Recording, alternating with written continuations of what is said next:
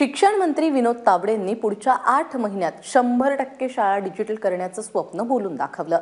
मात्र शिक्षण विभागाच्याच बेजबाबदारपणामुळे शिक्षण मंत्र्यांच्या स्वप्नांचा चुराडा झालेला आहे। नेमकं काय आहे हे सगळं प्रकरण पाहूयात।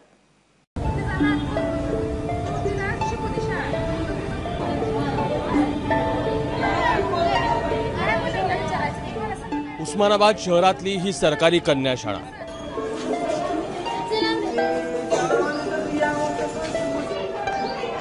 शिक्षकांनी फंड जमा करून 10 संगणक खरेदी केले।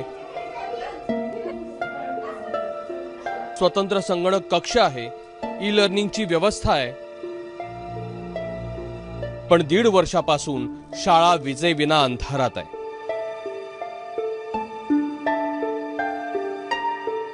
$1,25,000चं बिल थकल्यानं महावितरणनं मीटर काढून नेलंय।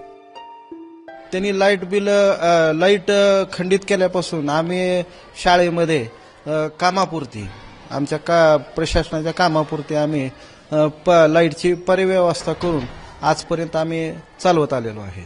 संगणक कक्षामध्ये आम्ही लॅपटॉप आणून मुलींना दाखवतो। त्याच्यानंतर ई लर्निंगची रूम तयार झाली आहे, पण तिथेही कनेक्शन नसल्यामुळे त्याचा वापर करता येणार।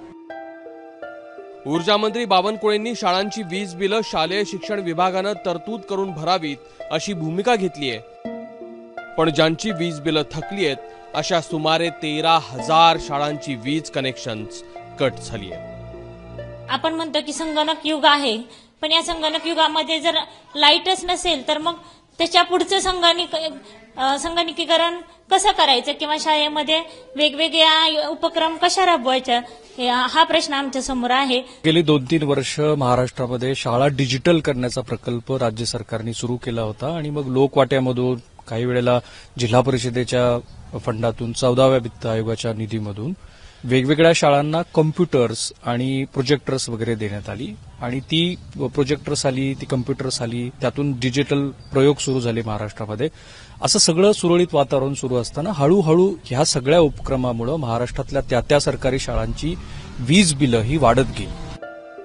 शिक्षण मंत्र्यांनी प्रत्येक शाळेला सोलर पॅनल देण्याची घोषणा केली होती, पण तेही आश्वासन हवेत विरलं।